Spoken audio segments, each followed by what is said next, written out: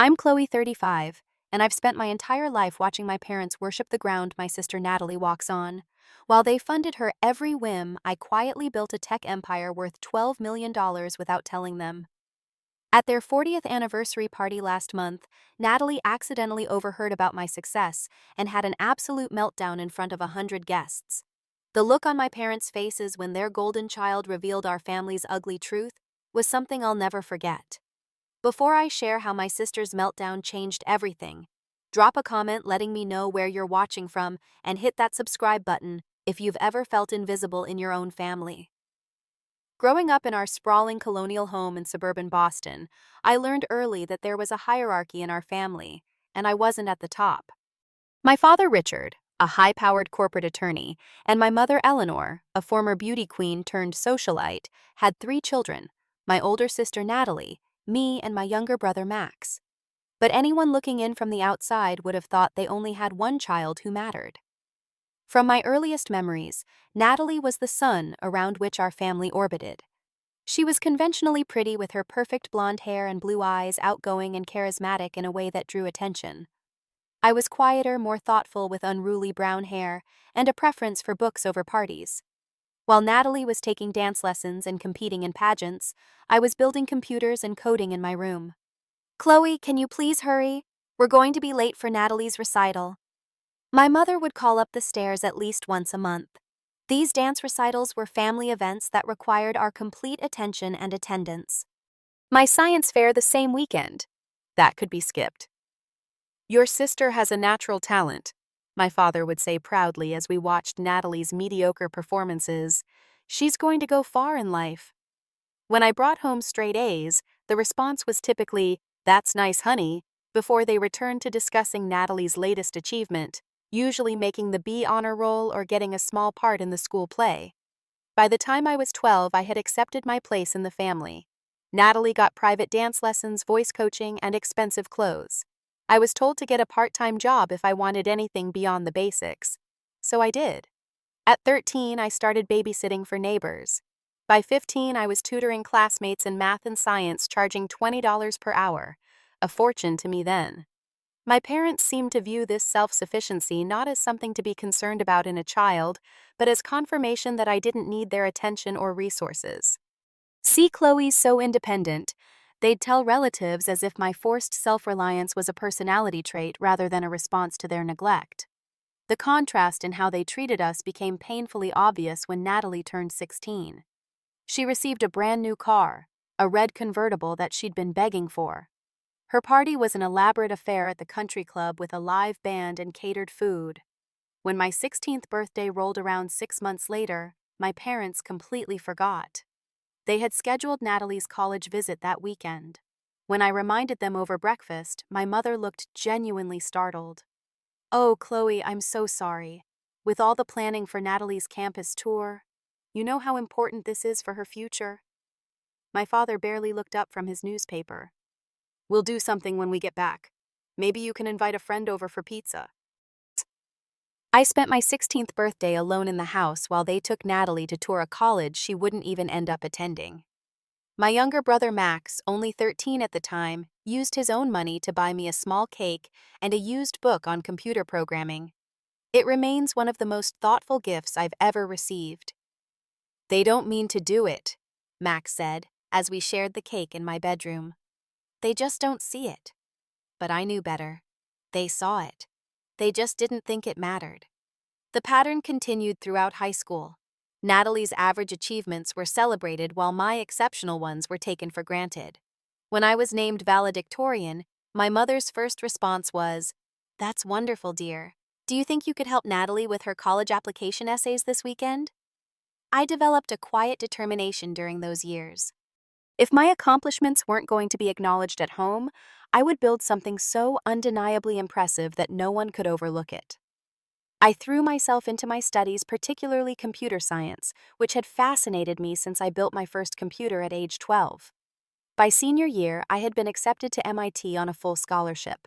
My parents attended the small ceremony where I received the news but left early because Natalie had called with a crisis. She couldn't decide between 2 prom dresses. I remember standing there after they left my acceptance letter in hand, surrounded by other students whose parents were taking photos and planning celebrations. That was the moment I decided that my achievements would be for me alone. I no longer needed or wanted their validation. As I packed for college that fall, watching my mother fuss over Natalie's far more extensive packing for her much less prestigious university, I made a promise to myself I would succeed on my own terms, and I wouldn't give them the satisfaction of witnessing it. If they couldn't see my worth when I was right in front of them, they didn't deserve to share in the rewards of my success. Little did I know then just how successful I would become, or how dramatically things would change when my carefully maintained facade finally crumbled. MIT was like stepping into a different world.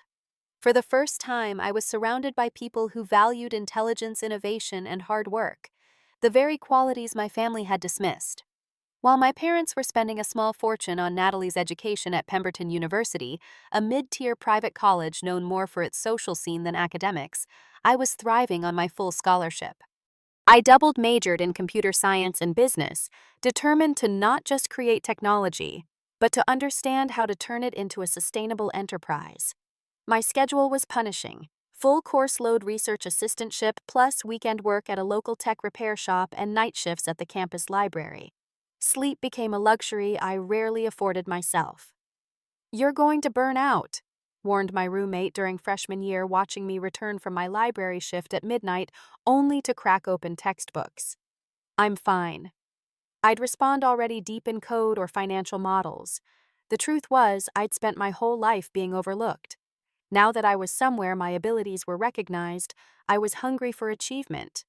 When other students went home for breaks, I often stayed on campus taking extra classes or working.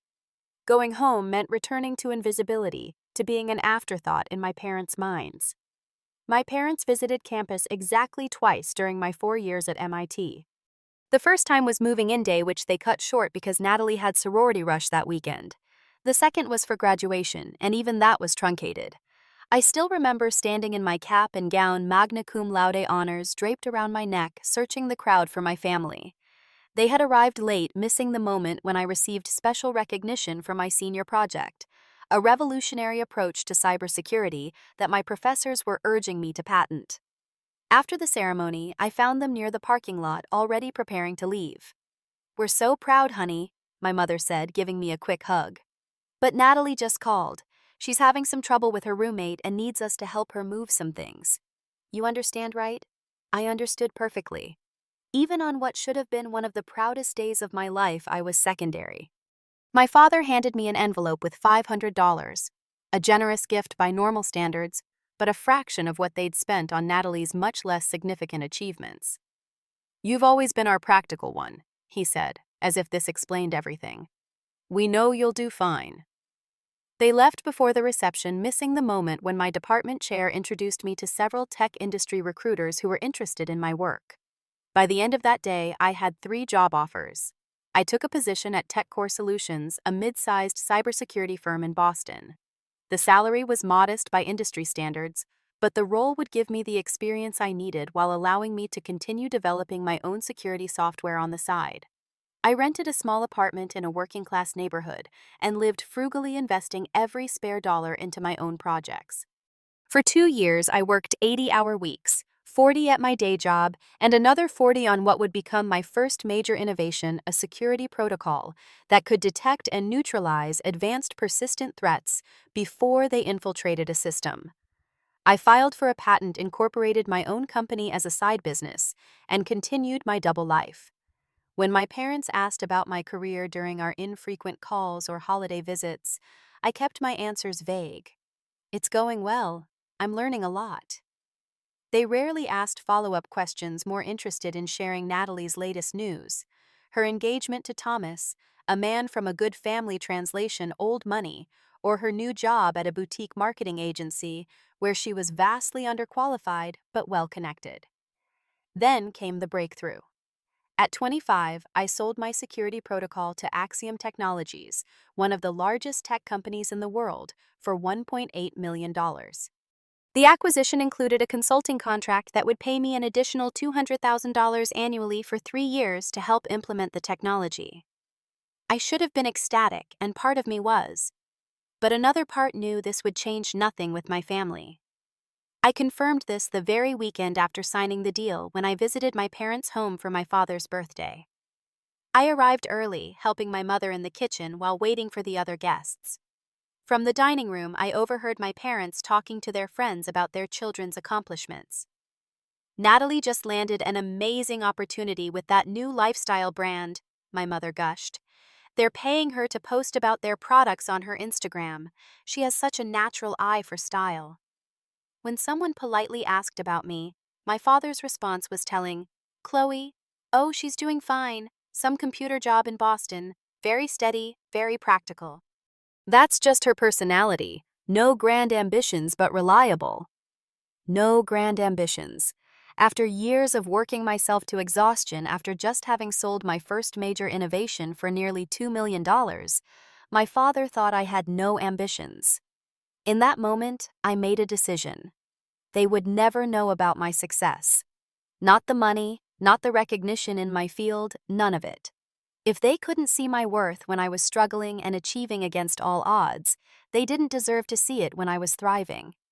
I maintained the facade of a modestly successful tech worker, while in reality I was just getting started on building my empire.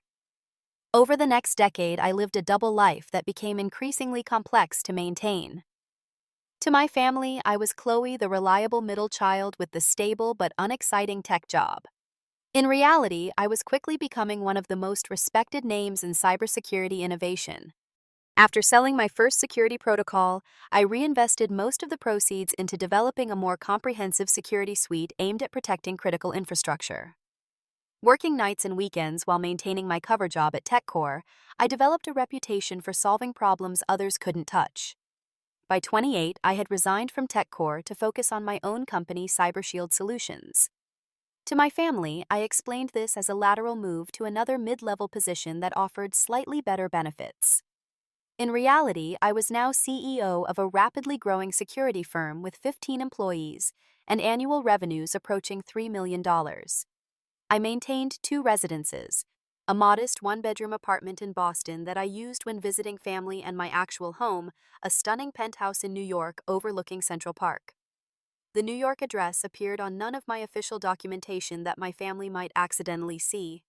Mail was forwarded through a series of private services. My wardrobe was similarly compartmentalized. Designer clothes and fine jewelry in New York, mid-range department store basics in Boston. I drove a 5-year-old Subaru when visiting my parents while my Aston Martin remained garaged in Manhattan. "Why do you bother?" asked my best friend Mia over dinner in my New York apartment one evening. Mia was the only person from my personal life who knew the full truth about my double life. We'd met during orientation at MIT and remained close ever since. "Bother with what?" I asked, though I knew exactly what she meant. "This elaborate charade," she said, gesturing around my luxurious apartment. "You've built all this yourself. You've accomplished more by 30 than most people do in a lifetime. Why hide it from your family?" I sipped my wine, considering the question I'd asked myself many times. At first it was spite, I admitted. They never believed in me, so why should they benefit from or take pride in my success? But now, it's more complicated. How so? Now it's about protection. The moment they know what I've built, the dynamic will change. They'll want things from me, especially Natalie. Natalie, who by this point had bounced through 4 different jobs, each less impressive than the last. Natalie, whose husband Thomas had less family money than advertised and a gambling habit he kept hidden. Natalie, who had already received a down payment for her house, 2 new cars, and countless bailouts from our parents. What Mia didn't know, what no one knew, was that I had already helped my family, just not in ways they recognized. When my younger brother Max wanted to attend art school, but our parents refused to help all their resources going to rescue Natalie from her latest financial crisis, I anonymously established a scholarship that covered his tuition. When my parents' 30th anniversary approached and they mentioned wishing they could renovate their aging kitchen, an unexpected contest win provided exactly the funds needed. I kept my distance, emotionally limiting visits to major holidays and the occasional family event. This was easier as my company grew to over 50 employees and legitimately demanded more of my time. During these sparse interactions, I watched as the pattern continued. Natalie consuming resources and attention, my parents enabling her dependence, and Max and I relegated to the background. Natalie's entitlement only grew with time. When she married Thomas in an extravagant ceremony that our parents paid for, depleting a significant portion of their retirement savings, she complained that my gift, a set of high-end kitchen appliances worth several $1,000s, was practical rather than meaningful. The irony wasn't lost on me when 6 months later she called our parents in tears because she and Thomas couldn't make their mortgage payment. They sent her money immediately. When my father mentioned having to postpone his retirement to help the kids, meaning only Natalie, I felt a flash of anger on his behalf but remained silent. They had made their choices. Then came Natalie's ill-fated attempt at entrepreneurship, a boutique clothing store catering to stylish mothers that hemorrhaged money from day one. My parents invested their remaining liquid assets into the failing business, throwing good money after bad, as Natalie hired her equally unqualified friends and rented retail space in the most expensive shopping district in Boston. I watched from a distance, saying nothing when my mother mentioned having to take out a second mortgage to help Natalie through this rough patch. The business failed spectacularly within 18 months, leaving my parents significantly less financially secure as they approached retirement age. Through all of this, my own wealth continued to grow. By 35, my company was valued at $12 million. I had been featured in Forbes's 40 Under 40 list using my legal name, Chloe Williams, which my image-conscious family never connected with me because they never searched for my accomplishments. I had a waiting list of clients that included government agencies and Fortune 100 companies. And still, when I visited for Christmas and my mother asked about my career, I gave the same vague answers I always had. Work is fine, stable, you know me. That's nice, dear, she'd reply before turning to gush about Natalie's newest venture, an Instagram lifestyle brand that was supposedly going to make her the next Gwyneth Paltrow. I had built my empire in the shadow of their indifference, and part of me had come to prefer it that way.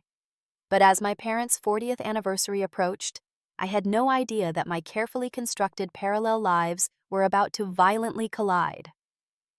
The invitation arrived in late March. Heavy cream cardstock with gold embossing announcing Richard and Eleanor Williams's 40th anniversary celebration. The formal dinner was to be held at the Westbrook Country Club, one of the most exclusive venues in Boston.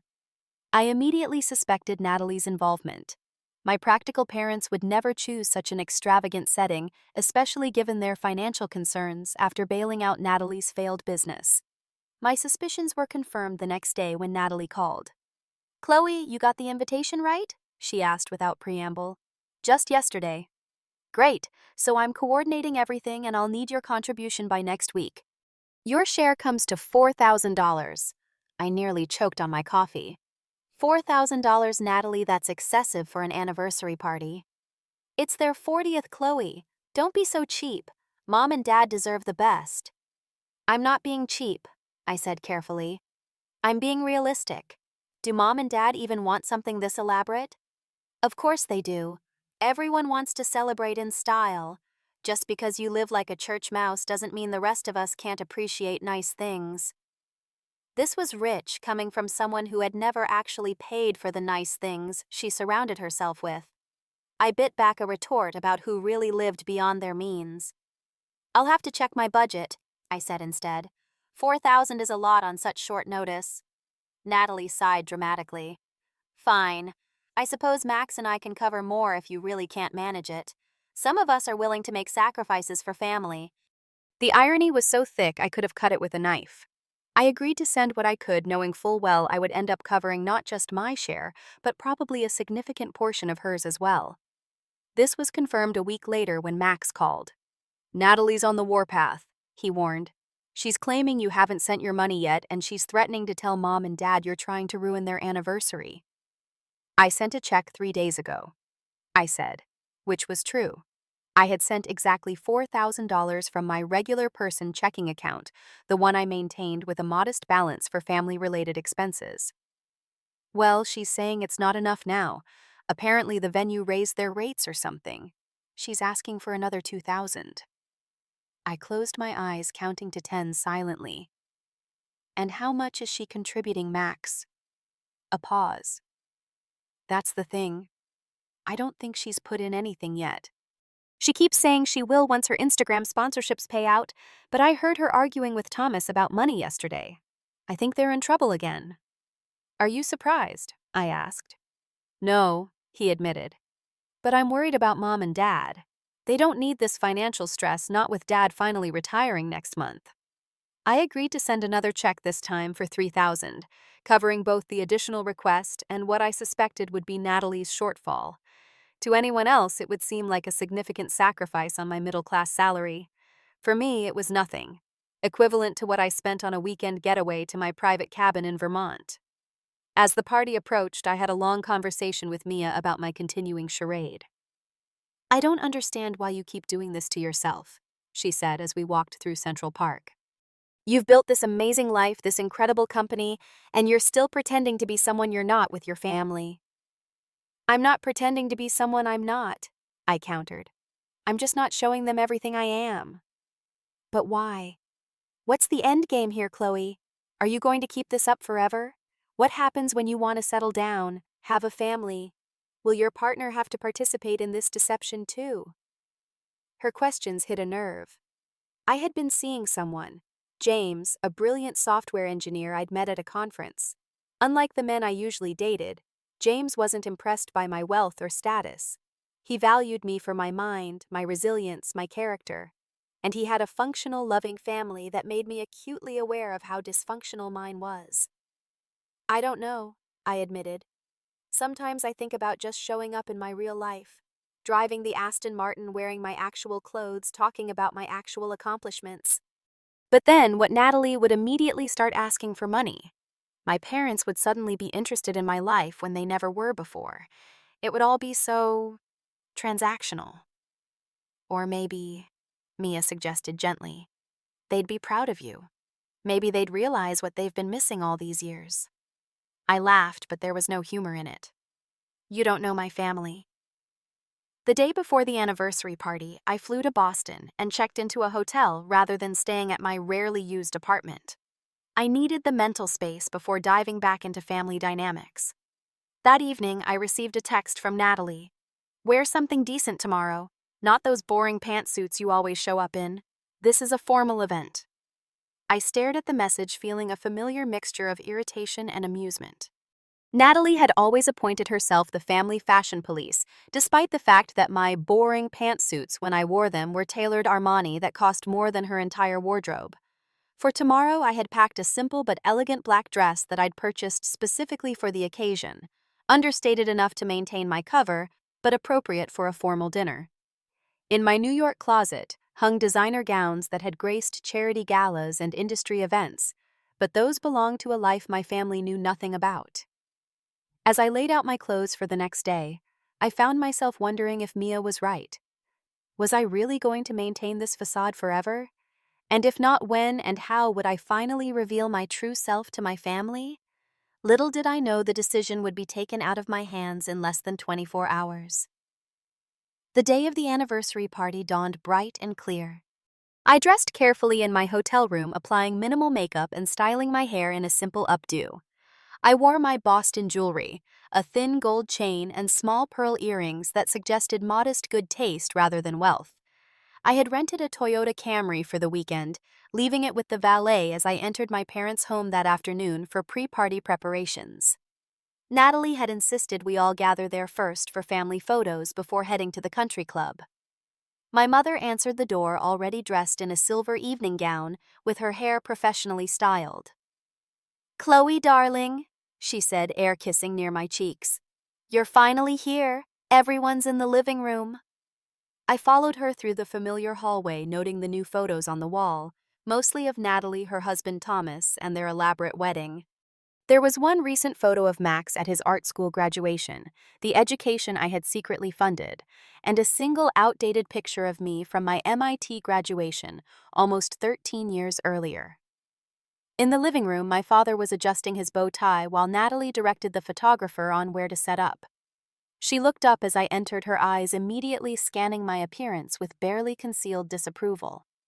"Oh, you went with black," she said, gesturing to her own elaborate teal sequined gown.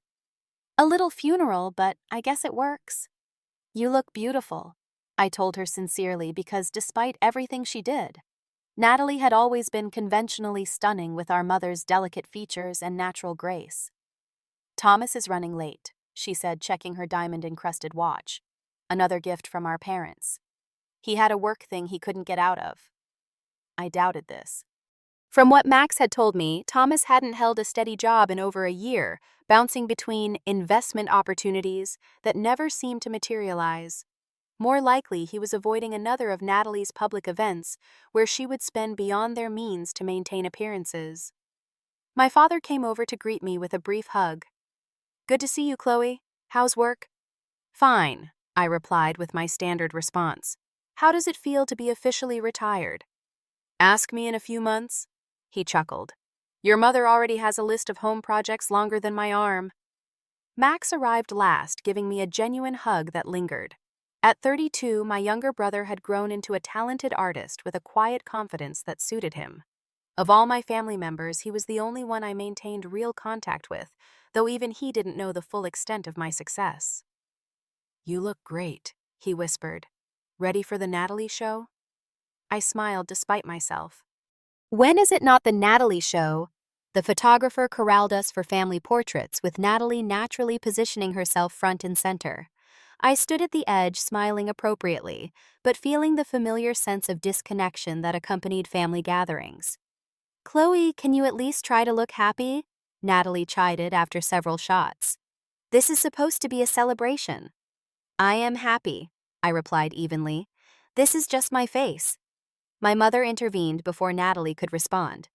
"Let's finish up these photos, shall we? We don't want to be late to our own party." We arrived at the Westbrook Country Club just as the sun was setting, casting a golden glow over the immaculately landscaped grounds. I had to admit, Natalie had chosen a beautiful venue. The grand ballroom was decorated with white roses and gold accents, with a string quartet playing softly in the corner. "Quite the production," I murmured to Max as we entered. "Wait until you see the ice sculpture," he replied. "It's a swan, because nothing says we've been married 40 years like a melting bird." I stifled a laugh as Natalie approached, clipboard in hand. "You two are at table 3, she informed us. "Max, I've seated you next to Julie Harrington. She's divorced now, you know." Max rolled his eyes. "Thanks for the heads up, but I'm seeing someone." This was news to me. "You are? Since when?" "About 6 months, he said with a small smile. "His name is David. He's a graphic designer." Natalie's eyes widened slightly. "Oh, I didn't realize you were— I mean, that's fine, of course. I just wish you'd told me before I did the seating chart." Max shrugged. "David couldn't make it anyway. But for future reference, I'm bisexual. Have been since you know birth." I squeezed his arm supportively as Natalie walked away. Clearly flustered by this information, she should have known about her brother years ago if she'd ever paid attention to his life. "Why didn't you tell me about David?" I asked once she was out of earshot. "I was going to," he said. "But we don't talk as much as we used to. You're always so busy with work." The comment stung because it contained a grain of truth. In maintaining my distance from family drama, I had also created distance from the one person I genuinely cared about. I resolved to do better. As guests began arriving, I made my way to the bar, ordering a sparkling water with lime. I was surveying the room when someone approached from behind. Chloe Williams." I turned to find Walter Pennington, an old family friend and my father's former law partner. I hadn't seen him in years. "Mr. Pennington, hello?" I greeted him with a polite smile. "It's been a long time." "Indeed it has," he said, studying me with interest. "I almost didn't recognize you. You look different from your photos in Forbes." My blood ran cold. "I'm sorry." Forbes, the 40 under 40 issue. Brilliant profile on your cybersecurity firm. $12 million valuation, wasn't it? Quite the accomplishment. I glanced around quickly, ensuring no family members were within earshot. Mr. Pennington, Oh, he said, comprehension dawning. They don't know, do they? Your parents. Before I could respond, I felt a presence behind me. Turning slightly, I caught sight of Natalie, her expression shifting from curiosity to confusion as she processed what she'd just overheard. What company? What valuation? She asked, looking between us. Walter, realizing he'd stepped into family drama, quickly excused himself. Lovely to see you both. I should find my wife. As he retreated, Natalie fixed her gaze on me. What was he talking about, Chloe? What $12 million? I took a deep breath, weighing my options. After a decade of hiding my success, I was cornered. It's complicated, Natalie. Uncomplicate it, she demanded, her voice rising slightly. Do you have some company I don't know about? Are you worth $12 million? Several nearby guests glanced our way. This isn't the time or place, I said quietly. We're here to celebrate Mom and Dad. Oh my God, she said, realization dawning. It's true, isn't it? You've been hiding this from us. From all of us. I set my glass down carefully. Yes. The single word seemed to hit her like a physical blow. Her face cycled through expressions. Shock, disbelief, hurt, and finally the one I had been dreading, calculation. How long? She asked. A while, I replied vaguely. And you never thought to mention this? While Mom and Dad have been stretching themselves thin, helping me with the store. While they've been worrying about retirement. The hypocrisy was staggering. You never thought to live within your means instead of constantly draining their resources, I countered, keeping my voice low. Natalie's eyes narrowed. This isn't about me. This is about you lying to your family for how long exactly? I never lied, I said. I just didn't volunteer information that wasn't asked for. No one in this family has ever been particularly interested in my career or my accomplishments.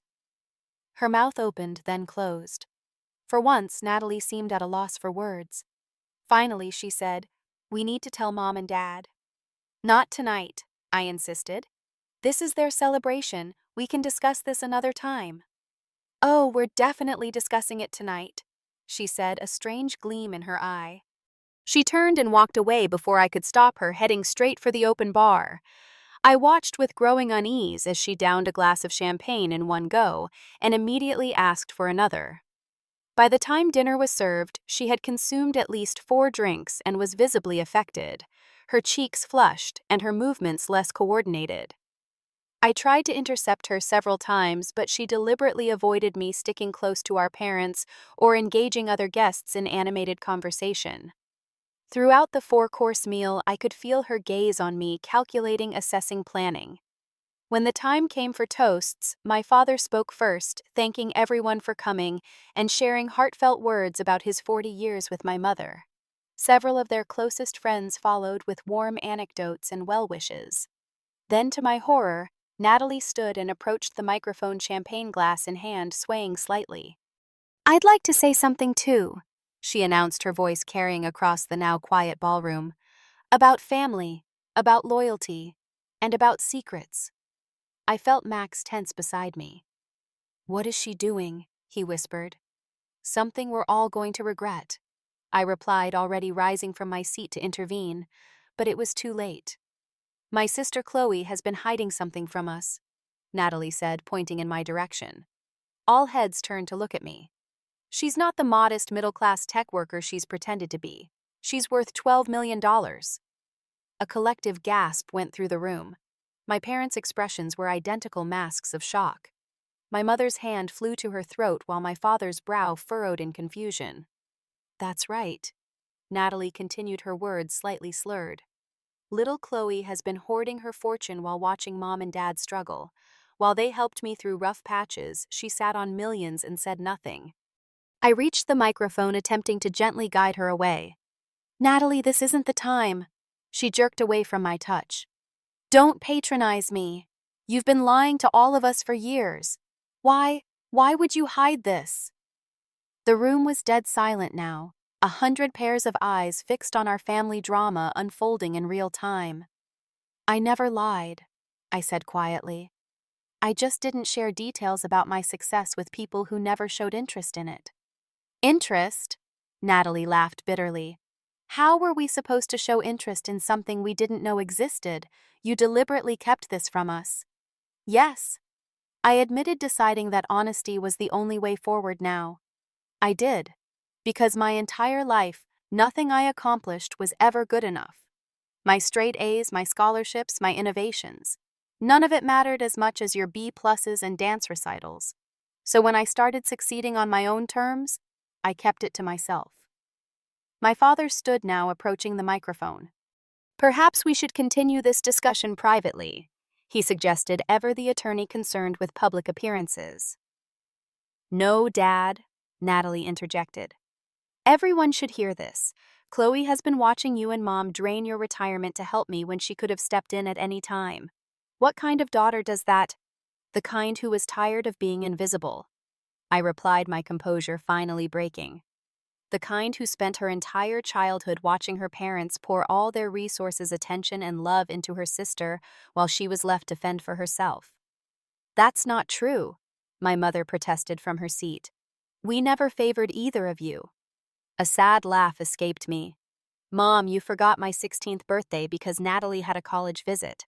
You left my MIT graduation early because she had roommate drama. You've never once asked me about my work beyond the most superficial questions, but you can recite Natalie's entire resume, all 5 failed careers of it. Natalie's face flushed with anger.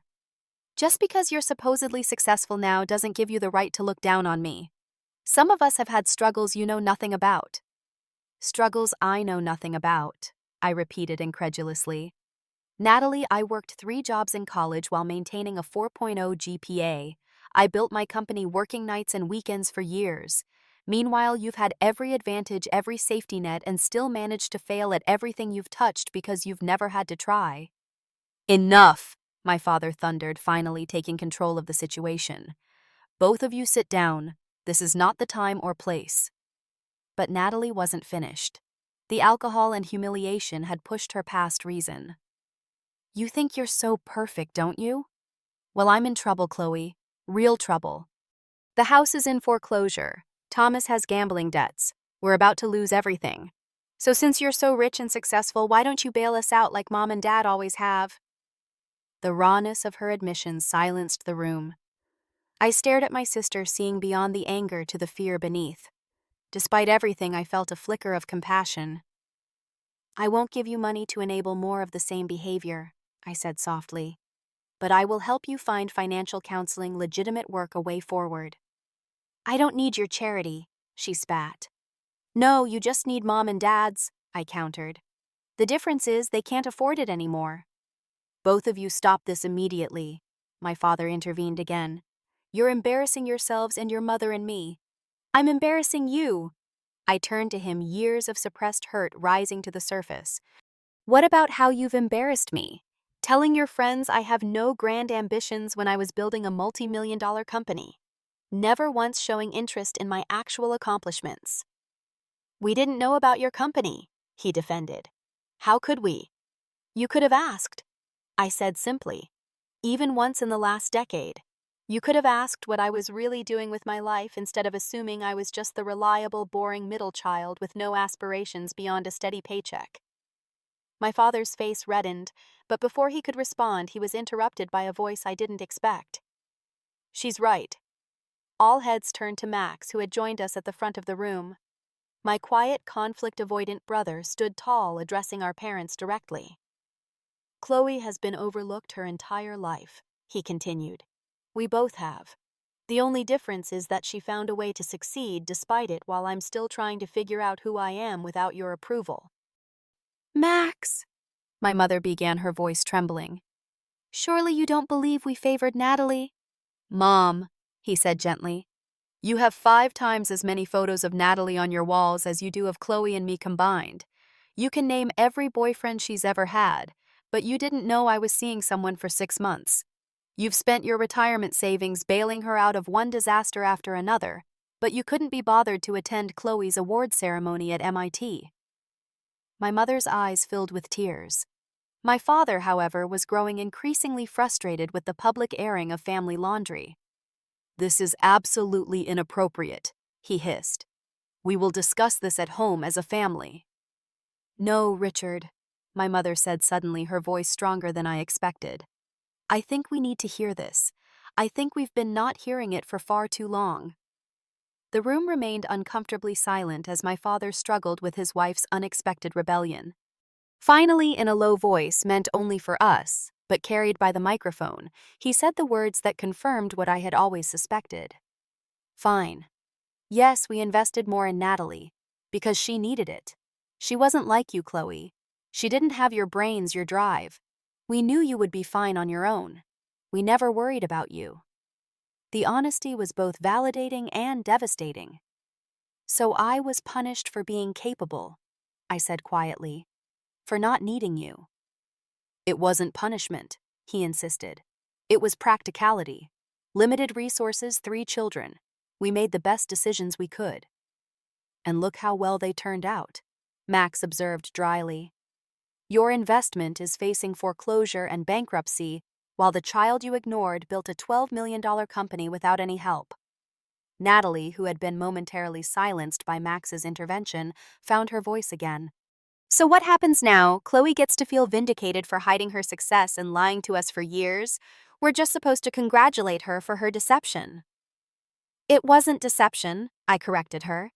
"It was self-preservation. And no, I don't expect congratulations. I stopped expecting anything from this family a long time ago." My mother stepped forward, then her carefully applied makeup streaked with tears. "Chloe, please. We had no idea you felt this way." "That's the problem, Mom," I said gently. "You never asked. You never looked closely enough to see." Before she could respond, my father took her arm. "Eleanor, this has gone far enough. We're leaving." "But Richard, the party is over," he finished firmly. "We'll send apologies tomorrow." As my parents made their way toward the exit, guests began to murmur and gather their things, recognizing that the celebration had transformed into something else entirely. Natalie remained at the microphone, swaying slightly, looking lost now that her moment of vindictive revelation had passed. I approached her carefully.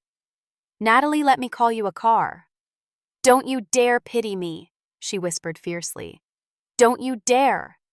"It's not pity," I told her. "It's concern. You're drunk, you're upset, and you shouldn't drive." She stared at me for a long moment, searching my face for something. Mockery, triumph, disdain.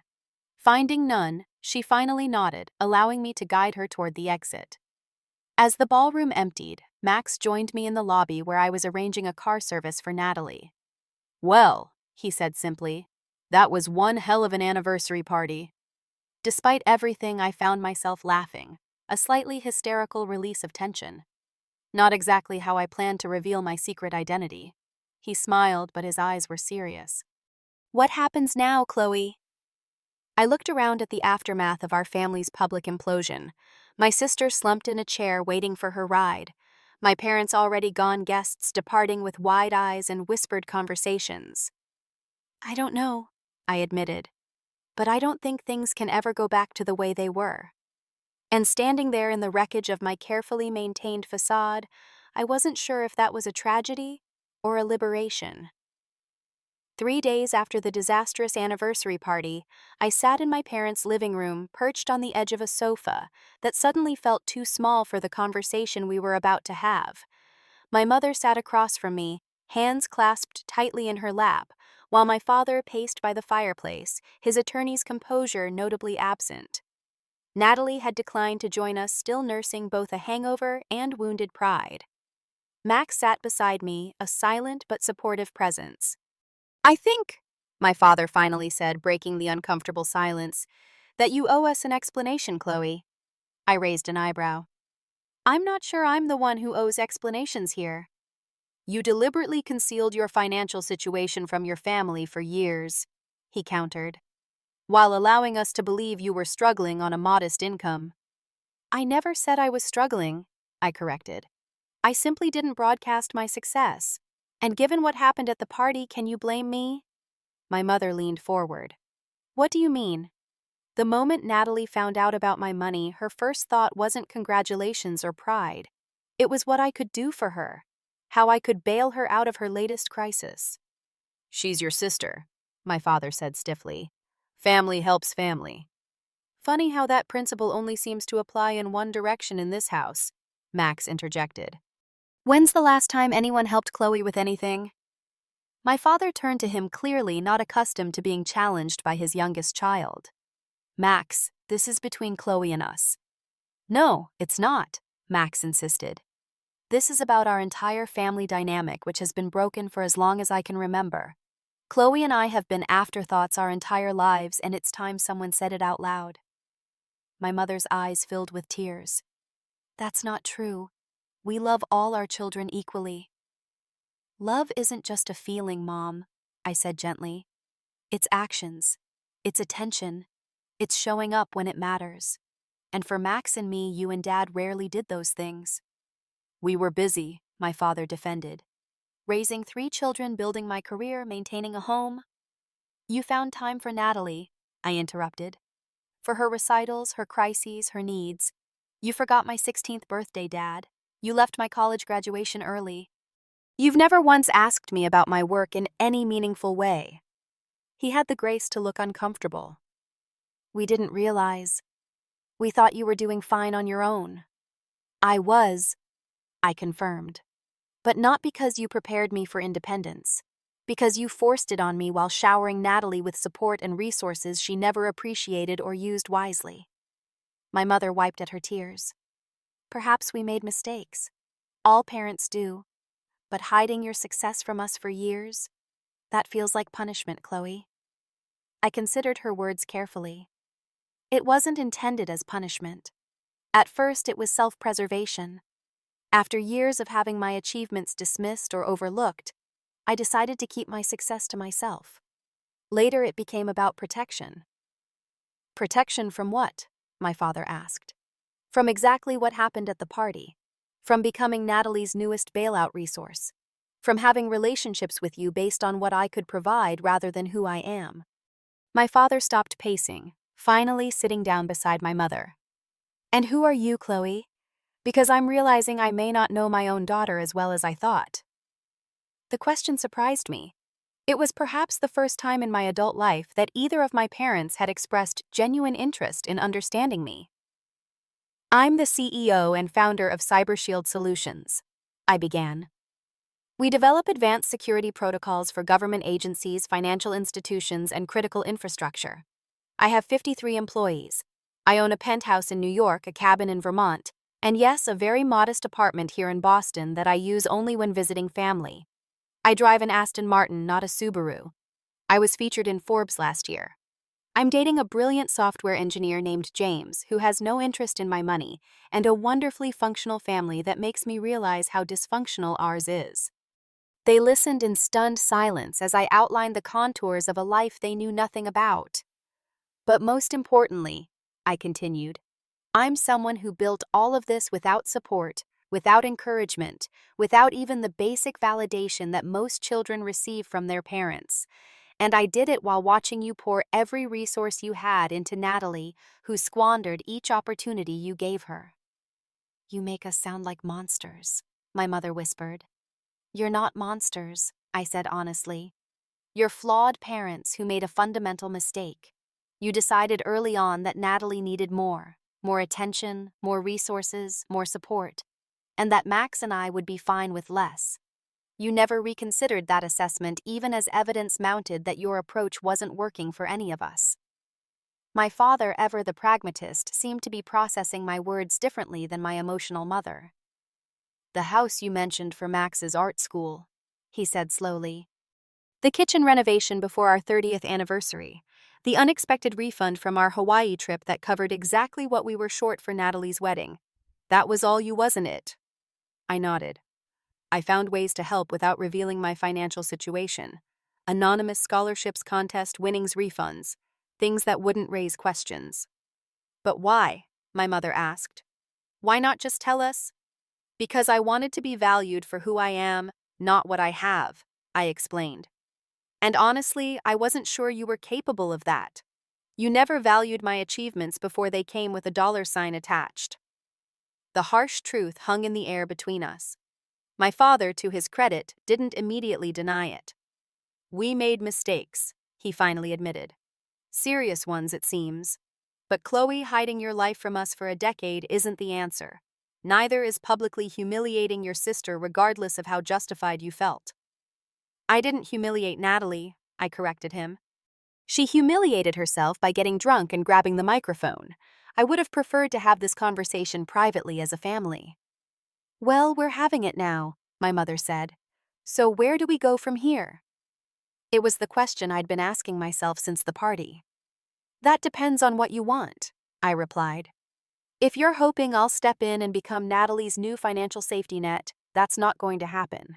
I won't enable her irresponsibility the way you have. She's in real trouble, Chloe, my mother pleaded. The foreclosure notice is a consequence of her choices, I finished firmly.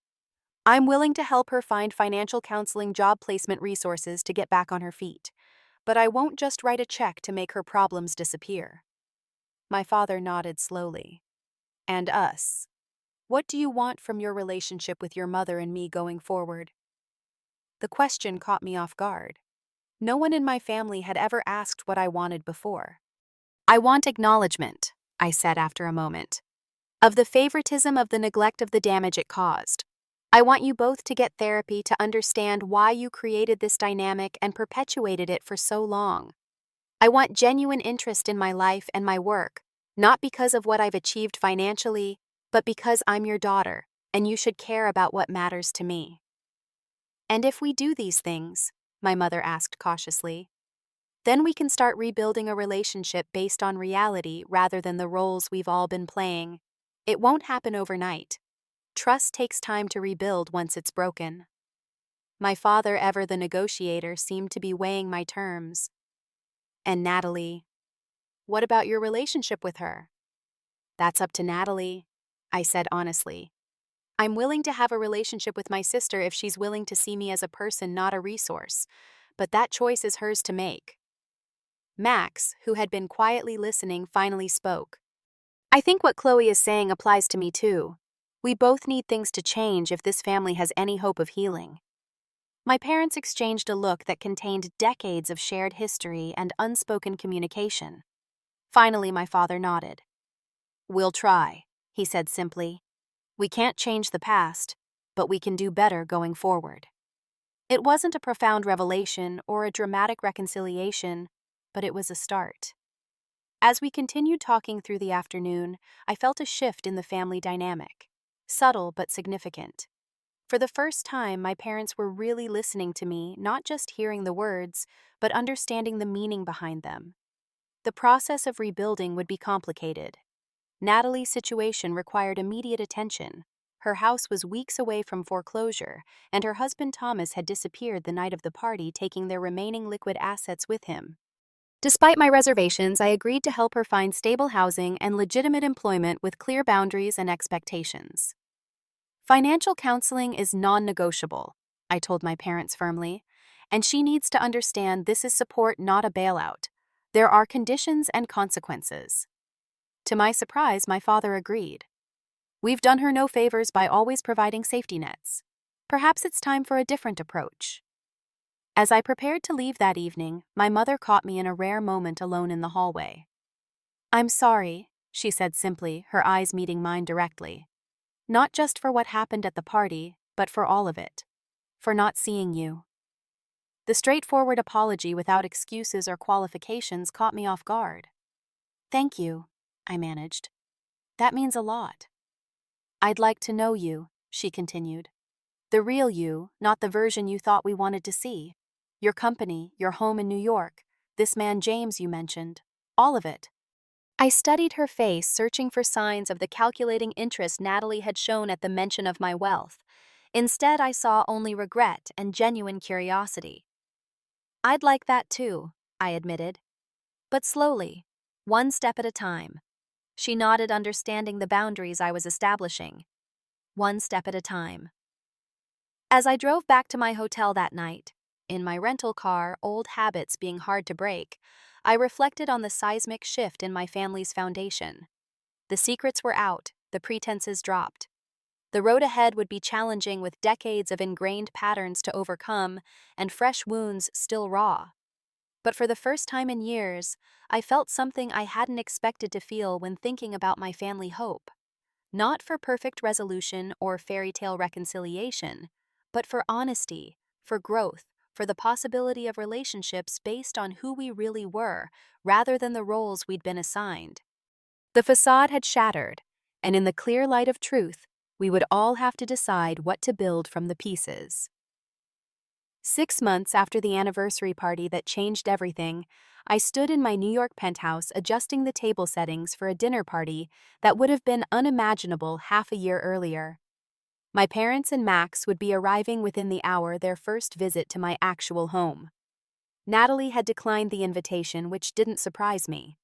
Our relationship remained complicated, though not entirely hostile. After her husband Thomas disappeared with what remained of their savings, she had been forced to confront her financial reality. I had kept my promise to help her find stable housing, a modest but comfortable apartment, and connected her with a legitimate job at a friend's marketing firm where she would be judged on actual performance rather than charm. "You're not going to bail me out, are you?" she had asked during one of our tense early conversations. "No," I confirmed. "But I will help you learn to stand on your own." It hadn't been an easy adjustment for her. Years of being the golden child of having resources appear whenever she needed them had left her ill-equipped for genuine independence. But to my surprise, once the initial shock and resentment faded, she began to show signs of the resilience that ran in our family. "She's actually doing well at Crawford Marketing," my mother had reported during one of our weekly phone calls. Another new development in our evolving relationship. Her boss called her a natural at client relations. "She always was charming," I acknowledged. "She just needed to apply it constructively." The doorbell rang, pulling me from my thoughts. Taking a deep breath, I went to welcome my family into my real life for the first time. My mother gasped audibly when she entered the penthouse, taking in the floor-to-ceiling windows with their spectacular view of Central Park, the modern art on the walls, the unmistakable markers of success I had hidden for so long. "Chloe, it's beautiful," she said, clearly struggling to reconcile this reality with the modest lifestyle she had believed I lived. My father appeared equally stunned, examining everything with keen eyes that missed nothing. "Quite different from the Boston apartment," he observed dryly. "That was never really my home," I explained. "Just a convenient place to stay when visiting family." Max, who had seen photos but was visiting for the first time, whistled appreciatively. "Not bad for the forgotten middle child?" The comment might have created tension once, but now my parents smiled ruefully, acknowledging the truth in his gentle teasing. The past 6 months had seen them follow through on their promise to seek therapy, both individually and as a couple. It hadn't been a magical solution, but it had helped them recognize and begin to address the damaging patterns they had established. "James will be joining us later," I mentioned as I gave them a tour of the apartment. "He had a last-minute meeting that couldn't be rescheduled." "We're looking forward to meeting him," my mother said, and I believed her. She had shown genuine interest in my life since our confrontation, asking thoughtful questions about my work and relationships without the calculation or comparison that had characterized our interactions in the past. As we settled in the living room with drinks before dinner, my father cleared his throat. "I've been meaning to ask you something, Chloe, about your company." I tensed, slightly old habits dying hard. "What about it?" "I've been reading about your security protocols," he said. "The one that governments are using now. I didn't understand all the technical aspects, but it's clearly revolutionary. I'm proud of what you've built." The words I had waited decades to hear delivered simply and sincerely. I felt a knot in my throat. "Thank you," I managed. "That means a lot." "I wish we had paid more attention," my mother added softly. "All those years, all your accomplishments. We missed so much." "You're not missing it now," Max pointed out pragmatically. "That's what matters." Dinner was surprisingly comfortable, the conversation flowing more easily than it had in years. My parents asked genuine questions about my work, my life in New York, my plans for the future. I found myself sharing stories I had kept to myself for so long. The early struggles to get my company off the ground, the breakthrough moments, the satisfaction of building something meaningful. When James arrived joining us for dessert, I watched carefully as my parents interacted with him. There was none of the fawning attention they had shown Natalie's husband Thomas, but neither was there the polite disinterest they had displayed toward my previous relationships. Instead, they engaged with him authentically, listening to his perspectives, sharing their own thoughts, treating him as a person of value. After my parents and Max had left for their hotel, James helped me clear the last of the dishes. "That went well," he observed. "Better than you expected." I nodded, considering the evening. They're really trying. It's strange to see them making such an effort after all these years. "Sometimes it takes a seismic event to shift entrenched patterns," he said, wrapping his arms around me from behind. "Your sister's meltdown might have been the best thing that could have happened to your family." I laughed softly. "Don't let Natalie hear you say that. She's still mortified about the whole thing." "How is she doing, really?" he asked. I considered the question. "Better, I think. She's working consistently for the first time in her adult life. Living within her means also for the first time. It's an adjustment, but she's more resilient than I gave her credit for." "And your parents? Do you think these changes will last?" It was the question I had been asking myself for months. "I hope so. They seem genuinely committed to doing better. The therapy is helping, and they're finally seeing Max clearly too, not just me." James kissed my temple. "I'm happy for you. All of you." The family we were building was far from perfect. Natalie and I were still finding our way toward a relationship not defined by competition or resentment. My parents were still unlearning decades of damaging patterns. Max was still discovering his voice and place in our reconfigured family dynamic. But for the first time, we were all showing up as our authentic selves. No facades, no pretenses, no carefully maintained illusions. The truth had indeed set us free, though not without pain and not without consequences. As I looked out at the twinkling lights of Manhattan from my living room window, I reflected on the journey that had brought me here. From the overlooked middle child to a successful entrepreneur, from a family bound by secrets to one struggling toward honesty, from resentment to tentative forgiveness. The $12 million that had been the catalyst for our family's reckoning had never been the point. The money was simply a tangible manifestation of what had always been the real issue: recognition, validation, being seen for who I truly was. And in the end, that recognition had come not from the revelation of my wealth, but from the courage to finally speak my truth and demand that it be heard.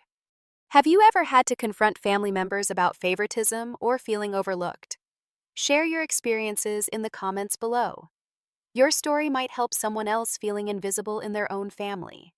Don't forget to subscribe for more real-life stories about family dynamics and personal growth, and hit that like button if this resonated with you.